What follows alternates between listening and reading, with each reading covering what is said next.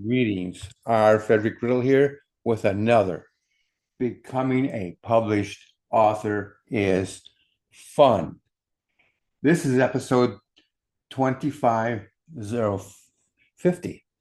We're moving right along, folks. Uh, in case that title doesn't make any sense to you, you can always check out episode 8 where that kind of explains everything. But we're in, like I said, 2550, and our subject today is subplots. And so the idea is what is a subplot? And so I'm going to cover all that right now. So, what is a subplot? Well, what's a plot? A plot is your overall um, story in very brief summary fashion. A typical story might say Tom uh, meets Mary. Tom falls in love with Mary. Tom gets engaged to Mary, and then finally Tom and Mary get married. That's your plot. Or you can have within that subplots. And so one of the questions that you might ask is there a maximum number? Can you have too many subplots? And the answer to that is maybe. Basically, it comes down to if you have so many subplots that your reader is confused or you actually get confused and lose track of them, then you have too many. But you can have as many subplots as there are characters in one fashion or another. But there's some restrictions, some interactive things that you have to consider when doing that. So you're really the judge as you write how many subplots you have. Now, recommend out to it, I would keep them try to keep them down. You don't want to have too many, in my opinion, simply because the more you have, the bigger the chance is to confuse the reader. Which brings us to this point right here. Must they match the primary plot? Yes, to a degree. Each plot can have a separate beginning, middle, and end. But that end, that whole plot there should aim towards the same thing that is your main plot.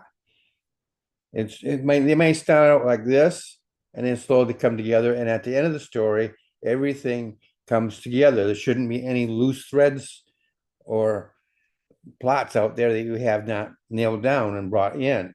So there's got to be a path to that main one where they come together.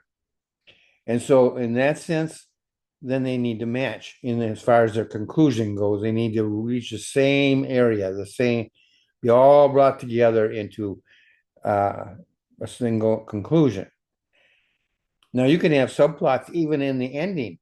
In some of my books, which are a series, I really incorporate another subplot right at the very ending that kind of leads into the next story. That's fine. Again, in that case, it still has that common ending and it's taken off from that. And so, yeah, you can have too many. If confusion is, starting to get confused or you think your reader might get confused, then you have too many, you need to pull back. Must they match the primary? Only as they come to a conclusion. And there should be as you're developing the story, they should be moving on a path closer and closer. Not necessarily something that the reader would automatically know. If you're writing a mystery, you wouldn't want the reader to know. But there are certain things, clues and other things that you're putting out there that are going to pull them all together. And so in the conclusion for this is the importance of subplots. Think of them as a cast of actors. You have your stars, the male lead and the female lead. But you have a host of co-stars. And you can actually have hundreds and even thousands of people down at one point in say if it's a movie, and they're just way out here. But the movie, as you follow it, begins to come together until, again, they come to a unified conclusion. And so your job really is to take all these different threads. And so let's just say we have one, two, three. And we'll call this one the primary. Well, this one here should be working that way. And it's not one point or another. Come in. It don't have to come in at the same point. You could have another one here that comes down and comes up towards the end. But you see, you have different subplots. And we'll make, like I said, we'll make this as the primary. And they all are coming into the main thought at the end. And you could even have a subplot that comes in really early and ends early. I've told you in previous ones about a story that I read in which a man actually had 15 minutes or 5 minutes, something like that, and he'd be dead. And so when he died, that was the end of that subplot. But it was a plot.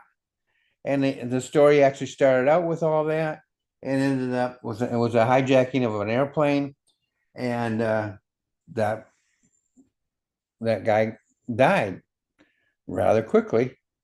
But it helped build the story up, get that tension going, get that scenario going. Another thing that you might think of, and this was brought out when I was actually attending a Bible study, which is on using the historical and literary idea of studying the Bible. And the teacher was talking about, you have this, a start, and you have right up here, and then maybe you come down here. And so here was the start of maybe you're reading a Bible story in this case, but here you have the beginning of your book, beginning of your, and you have here your tension.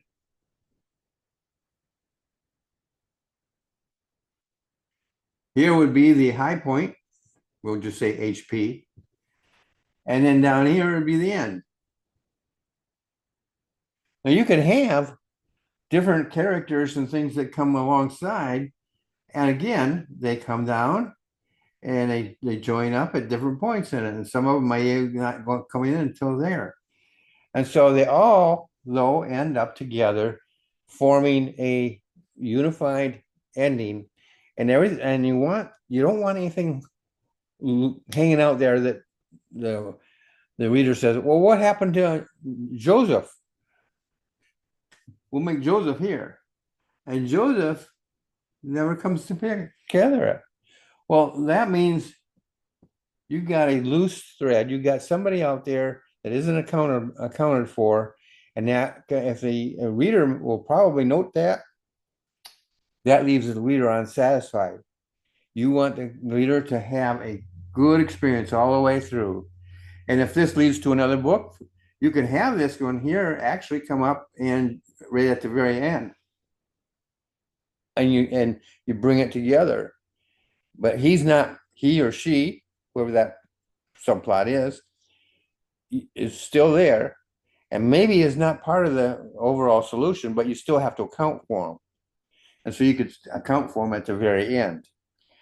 The thing is, you want your readers to have a satisfying experience and to look forward to, if there is an episode, another book that follows, or maybe that's the conclusion of the entire book, but it leaves you with, I wonder what's going to happen, and the possibility of a future follow-up book. Well, that's it for today. I hope this has been helpful to you. I try to provide you every episode.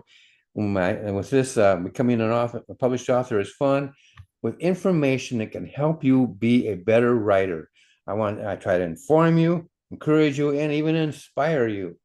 Whether I succeed in that or not, it's totally up to you. But that's my goal. Take this, try it out, and check. See, are you following this procedure?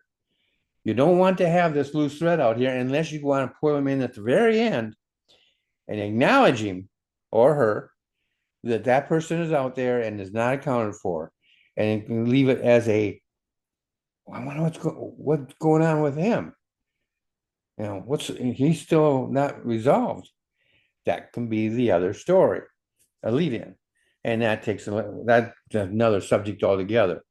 Well, you have a great day, and I hope this has been helpful to you, and I'll see you in the next episode.